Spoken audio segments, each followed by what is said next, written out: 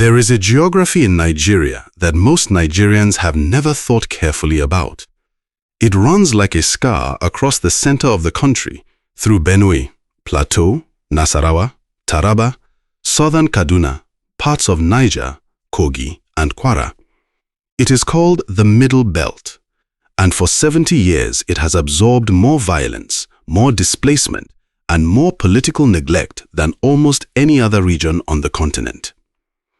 Now a bill sits before the Nigerian Senate, Senate Bill 546, formerly titled the National Council of Traditional Rulers of Nigeria, Establishment Bill 2024.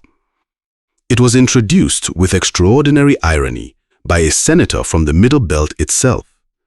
And buried inside it is a single clause that has triggered a political earthquake this country has not felt in decades.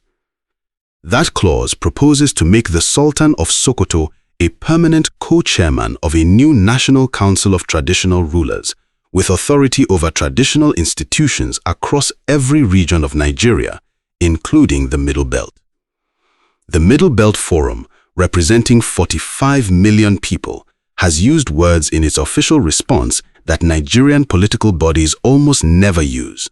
Words like boycott, like resistance, like refusal to recognize. For the first time in a generation, credible voices from the Middle Belt are asking whether this country actually includes them or merely contains them. Most channels gave you the headline and moved on. We stay until we find the architecture underneath it. If you have never been here before, you just found the channel that tells you what the headline was designed to hide. Subscribe, because what comes next is the part someone in Abuja is hoping you never connect. But before we go into what this bill changes, you need to understand exactly what it says, who introduced it, and why a son of the Middle Belt became the most controversial legislator in Nigerian politics this year without most people understanding how.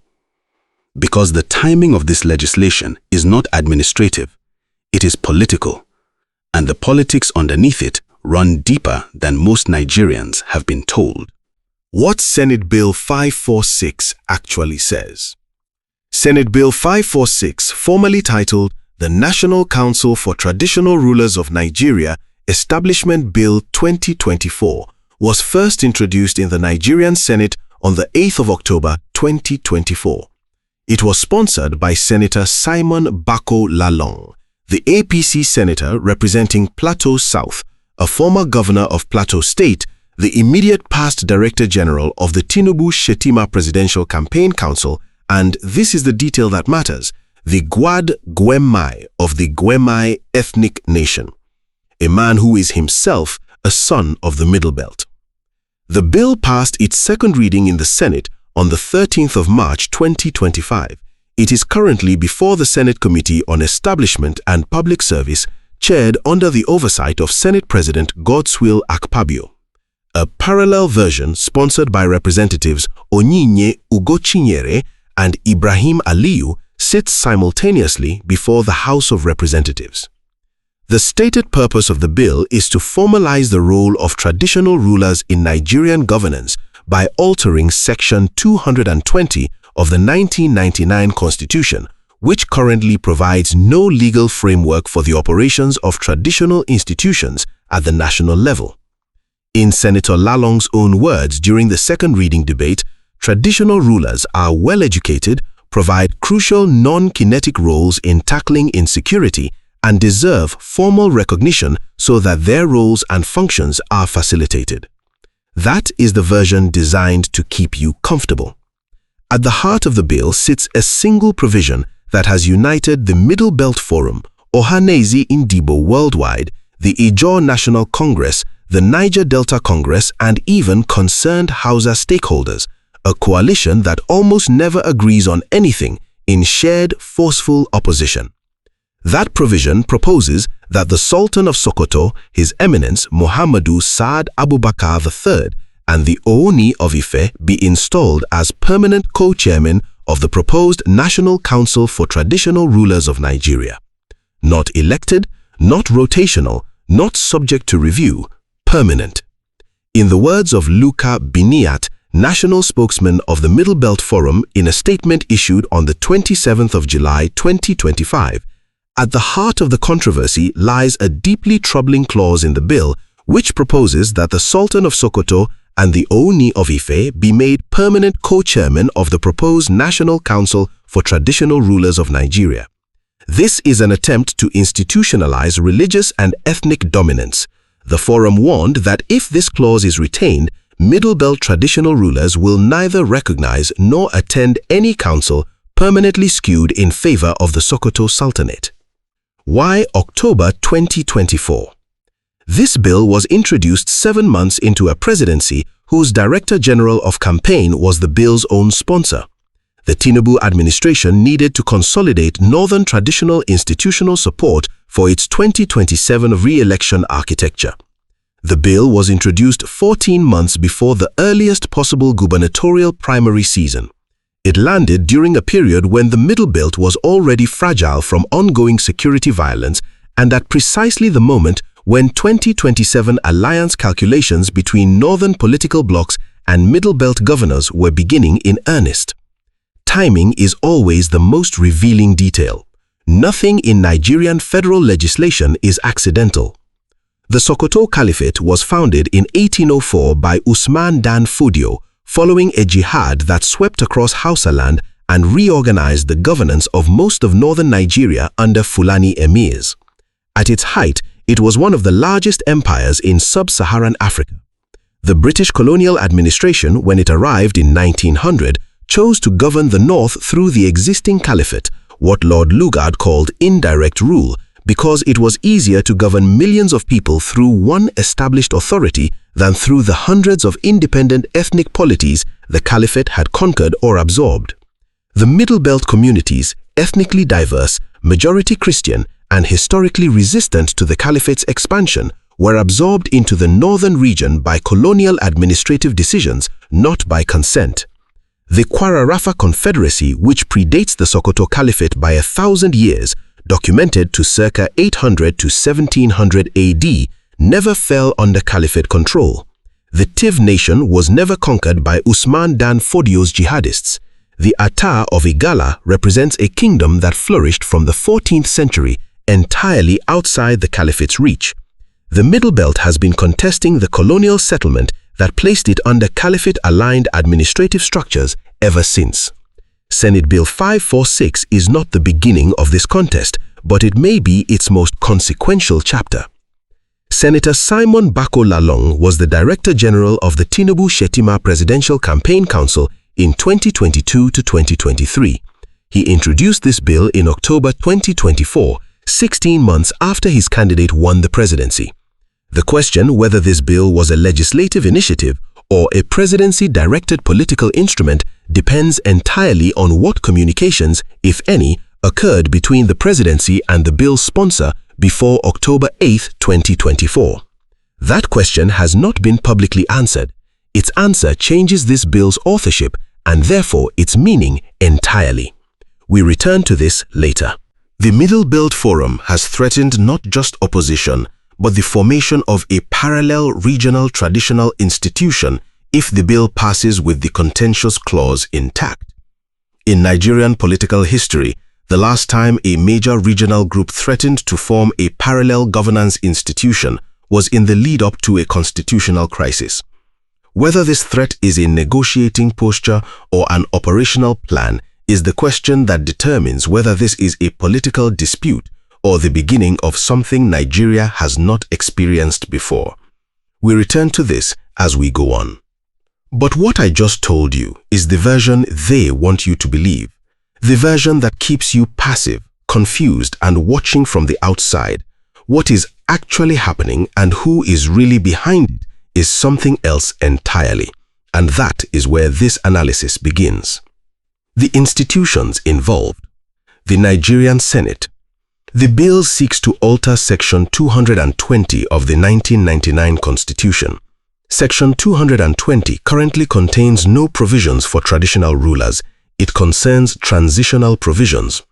The bill's sponsors argue they are filling a legislative gap. Critics argue the National Assembly is arrogating authority over a domain, traditional rulership, that the Constitution places within state residual powers, not federal concurrent powers. The constitutional basis for federal legislation on traditional rulers is at minimum contested. Section 315 of the 1999 Constitution is the provision most critical to the Middle Belt's legal grievance and almost no commentary has addressed. Section 315(5)(d) specifically preserves the Land Use Act of 1978. The effect, a constitution drafted in 1999, continues to protect a colonial governance architecture that the Middle Belt never agreed to and that this bill, if passed, would extend and formalize. At the national level, the Sultan of Sokoto, His Eminence Mohammedu Saad Abubakar III, holds no formal constitutional office. His authority derives from his position as spiritual head of all Nigerian Muslims across the 19 northern states and the FTC, and from his role as the highest-ranking Fulani traditional ruler. He is a religious leader, not a secular monarch in the constitutional sense. The Middle Belt Forum's core argument is precisely this: institutionalizing a religious leader as permanent head of a national council of secular traditional rulers violates the secular character of the Nigerian state as protected under Section 10 of the 1999 Constitution, which prohibits the adoption of any religion as state religion. The constitutional provision at the center. The bill proposes to amend Section 220 of the 1999 Constitution to formally recognize and establish the roles and functions of traditional rulers within Nigeria's governance framework. In Senator Lalong's own words during the second reading, between 1910 and 1960, Nigerian traditional rulers functioned as the executive, legislature, and judiciary under the British indirect rule system. The bill's logic is that restoring formal recognition to that authority is a correction of post-independence diminishment. Here is the constitutional problem that this argument walks into. The indirect rule system was applied unevenly. In the north, it operated through the emirate system, meaning caliphate governance structures. In the Middle Belt, it was applied by grafting Middle Belt communities onto the very emirates they had historically resisted. Restoring traditional authority to its pre-independence status in regions where that status was the product of colonial imposition is not the restoration of indigenous governance, it is the constitutionalization of colonial conquest. Here is what Section 315 of the 1999 Constitution actually preserves and what nobody in the commentary around this bill has been willing to say directly. The colonial administrative instruments embedded in that section were designed by Lord Lugard's administration to maintain northern political cohesion through the Sokoto Caliphate. The Middle Belt communities were placed under emirate-aligned administration against their historical reality because it was administratively convenient. What Section 315 continues to protect and what Senate Bill 546 now seeks to extend is a settlement that was never consented to. The Kararafa Confederacy predates the Sokoto Caliphate by 1,000 years. The Tiv nation was never conquered. The Ata of Igala's kingdom predates the Caliphate by 500 years. These are not grievances, they are documented historical facts, and they are the constitutional argument the Middle Belt has not yet made before the Supreme Court, but may be about to. Now you understand the legal machinery. But knowing the machine exists is not the same as knowing who is running it, why they turned it on now, and what they intend to do before the next election. That is what we go to next. Follow the power, not the statement. Senator Lalong did not introduce Senate Bill 546 as an independent legislative project. He was, until very recently, the Director General of the campaign that put Bola Tinubu in Aso Villa. He did not leave that relationship at the campaign headquarters. Federal legislation by a senator with that relationship to the presidency is never purely personal. The question is not whether coordination existed. The question is what the coordination was designed to produce. Who benefits? The APC's 2023 presidential victory was built on a coalition architecture that required the buy-in of northern traditional and political institutions. delivering federal recognition and permanent institutional authority to the Sokoto Sultanate through a bill that appears bipartisan because a Middle Belt Christian senator sponsored it, is a patronage instrument of extraordinary elegance. It gives the northern political establishment something that ministerial appointments cannot, a constitutional anchor for caliphate institutional authority that no future southern president can easily dislodge, and it appears to come from the Middle Belt itself, which is the most sophisticated move in this story. Who is bleeding? The Middle Belt. In the words of Luca Biniat of the Middle Belt Forum, any attempt to impose a permanent religious figurehead on a national institution of traditional rulers is a violation of Nigeria's secular character. We shall resist it using every lawful and democratic means available to us. Documented fact. International Crisis Group 2018. In 2018 alone, the farmer-herder conflict in the Middle Belt of Nigeria was 6 times deadlier than Boko Haram, with 1,949 documented deaths in 12 months. Documented fact. Foreign Affairs and ICG combined. Over 10,000 people have been killed in the Middle Belt's farmer-herder conflict in the last decade. In Benue State alone, more than 7,000 fatalities were recorded between 2015 and 2020, next year 2023. Documented fact. Search for Common Ground Nigeria. Between 2010 and 2015, 6,500 killed, $14.7 billion in economic losses, and 62,000 persons displaced across 850 documented conflict incidents in the Middle Belt region. Into this context, this unresolved, under-prosecuted, and still ongoing violence arrives a bill that proposes to install the Sultan of Sokoto as permanent head of a national traditional institution. The Middle Belt Forum has specifically cited the Sultan's historical association with the Mieti Allah Cattle Breeders Association, or MACBAN, whose leader Bello Bodejo was tried for terrorism in 2024, charges that were eventually dropped, and which has repeatedly been linked to violent herdsmen attacks across the region. The political signal this combination of facts sends to farming communities in Benue and Plateau is not subtle. The 2027 calculation. The Middle Belt, encompassing Plateau, Taraba, Nasarawa, Benue, Kogi, the FTC, southern Kaduna and parts of Bauchi, Borno and Gombe, is the decisive swing corridor in Nigerian presidential elections. In August 2025, the Northern Ethnic Nationality Forum warned President Tinubu directly, if the APC repeats the Muslim-Muslim ticket in 2027, it could lose the entire Middle Belt. The North Central APC Forum simultaneously claimed it could deliver 90% of votes from the North Central for Tinubu, provided he does not alienate the region. Senate Bill 546, if passed with the contentious clause, threatens to trigger precisely the alienation that Tinubu's 2027 coalition cannot survive. The question his strategists are answering is whether to let the bill advance to signature, delivering Northern establishment patronage, or to allow the Senate committee to amend it enough to neutralize the Middle Belt's constitutional objections before it reaches his desk. That calculation is being made right now, and it is not being made in public. The silent stakeholders. Watch who funds the legal infrastructure being assembled to challenge or defend this bill.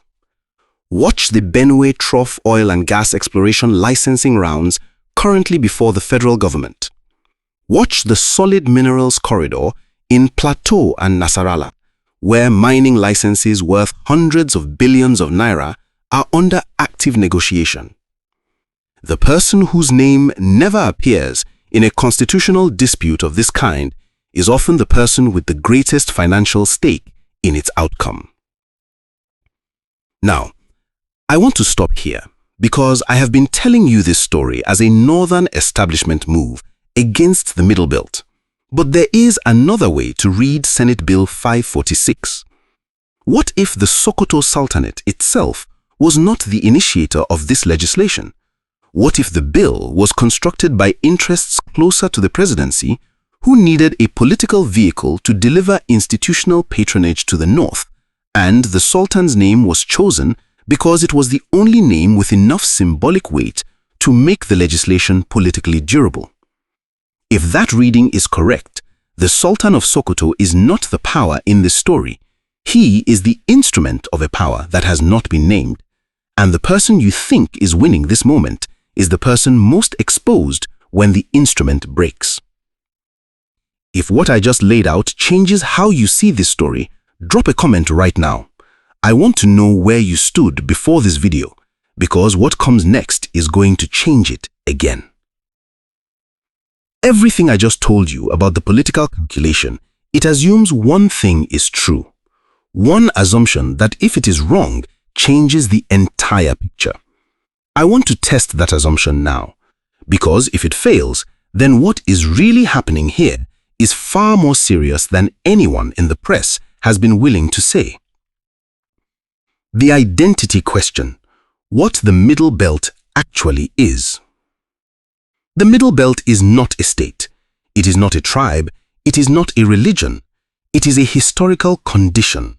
The condition of being the people between the Caliphate North and the Yoruba Igbo South, between Islam and Christianity, between the grazing routes of the Sahel and the farming valleys of the Nigerian plateau. In this in-between space live the Tiv, the Birom, the Angas, the Berom, the Jukun, the Igala, the Nupe, the Tarok, and over 300 other ethnic groups. People who share a geography, a colonial history of administrative imposition, and a present-day experience of political invisibility. When Middle Belt communities ask, in the context of this bill, whether this country includes them or merely contains them, they are not asking a rhetorical question. They are asking the question that every Nigerian should be able to answer, and the fact that most Nigerians cannot answer it is the damning verdict on 70 years of Nigerian federalism. The security dimension. The Nigerian Army's 3rd Armored Division is headquartered in Jos, Plateau State, the geographic heart of the Middle Belt and the epicenter of its most deadly ethno-religious conflicts. The Middle Belt is the security buffer between the insurgency-affected Northeast and the economic South. When Middle Belt communities lose confidence in the federal government's willingness to protect them, and Senate Bill 546, whatever its intentions, reads in those communities as the federal government formally empowering the institutional leadership associated with those committing violence against them, the security architecture of the entire center of the country begins to fracture. Intelligence cooperation, community policing, civil-military relations, early warning mechanisms for intercommunal conflict, all of these depend on a population that believes the state is on its side. Senate Bill 546, as currently drafted, risks destroying that belief in the region where the state can least afford to lose it. The economic consequence. Benue State is documented as Nigeria's food basket, the state with the highest proportion of arable land in the federation. Plateau State hosts one of the most significant solid minerals corridors in Africa, including tin, columbite, lead, zinc, and limestone deposits. Nasarawa hosts the Ajaokota-Kaduna-Kano gas pipeline infrastructure. These are not peripheral assets, they are foundational to the federal government's economic diversification agenda. Investor confidence in these assets, already suppressed by security instability, does not survive a constitutional crisis in which Middle Belt state governments are seen as constitutionally outmaneuvered by federal legislation. Foreign mining companies, agricultural development funds, and multilateral infrastructure investors all have due diligence processes that treat constitutional disputes in rich regions as deal breakers. Nigeria cannot afford deal breakers in Plateau and Benue right now. Does Senate Bill 546 strengthen or weaken Nigerian democratic institutions? The answer, in the framework of political analysis rather than political partisanship, is unambiguous. It weakens them. Not because the goal of formalizing traditional rulers' roles is inherently wrong, but because the method, embedding permanent, non-rotating ethnic and religious leadership into a national institution without transparent constitutional debate, without meaningful consultation with affected communities, and in defiance of the federal character principle, is precisely the method that has eroded Nigerian institutional trust for 70 years. A democracy that legislates in the dark is not governing, it is maneuvering. And if the domestic picture is complicated, what is happening at the international level is something else entirely.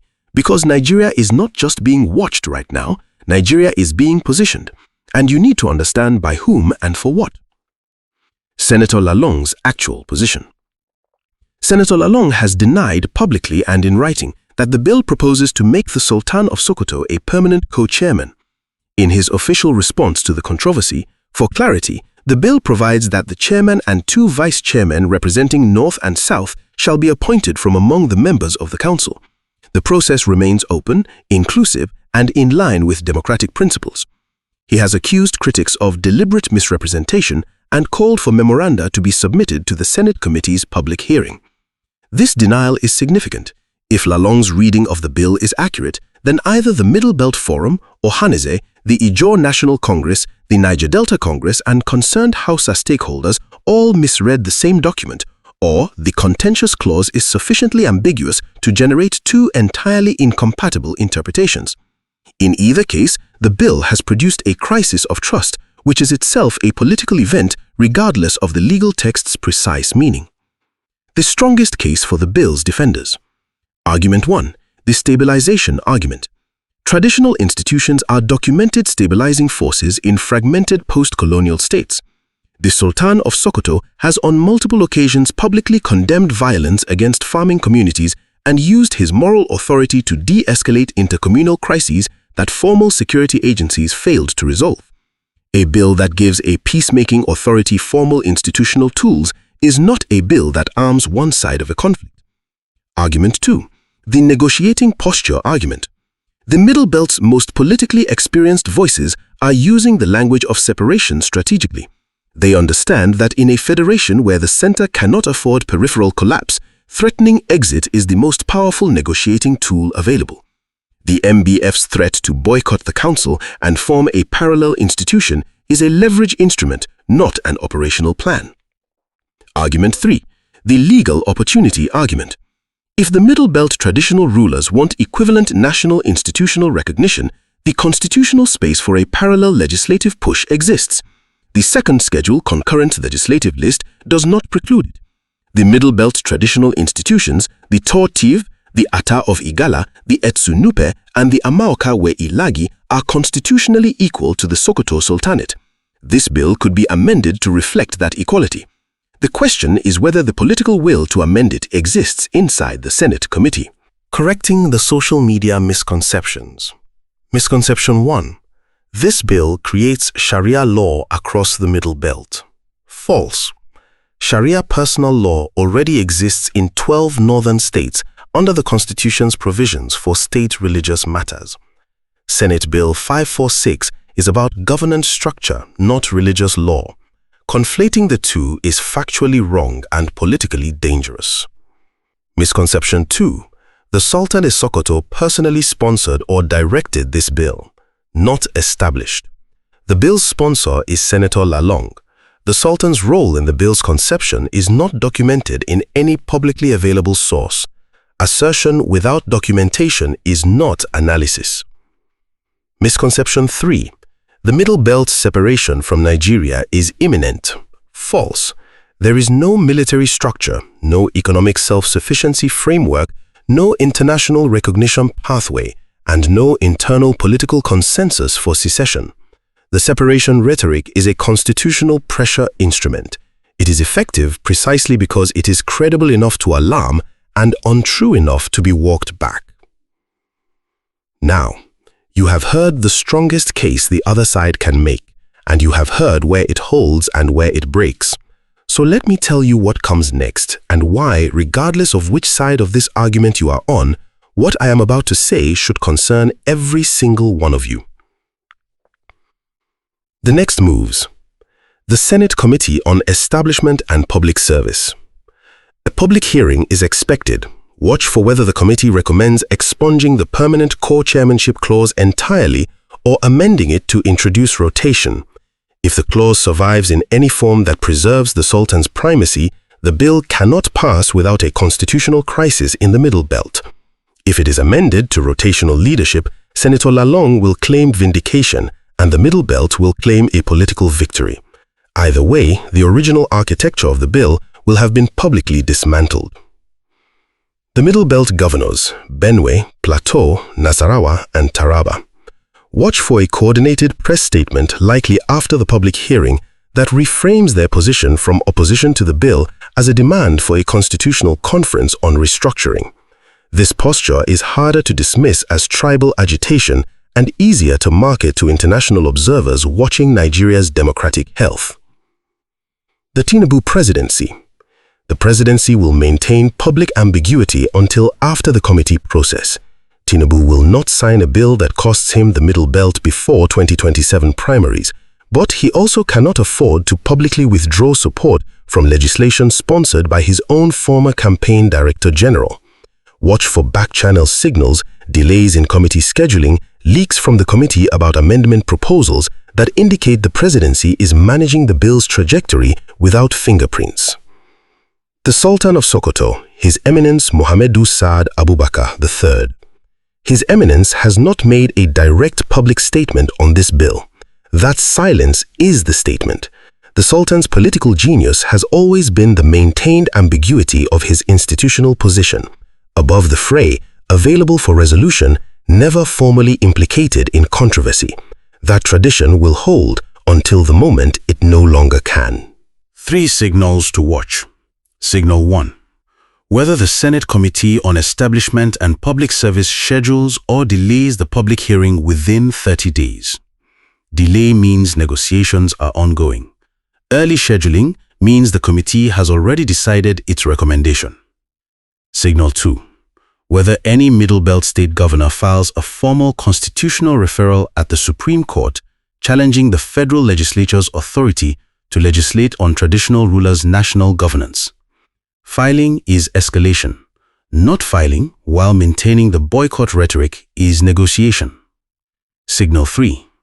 Whether the Middle Belt Forum's leadership holds formal meetings with any of the declared or likely 2027 opposition presidential aspirants, currently including figures associated with the ADC, NDC, and PDP before the end of 2025.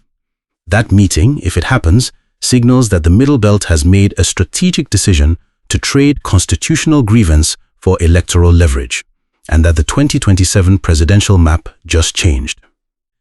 Senator Simon Bako Lalong was the Director General of the Tinubu Shatima Campaign Council. He introduced Senate Bill 546 16 months after his candidate's inauguration.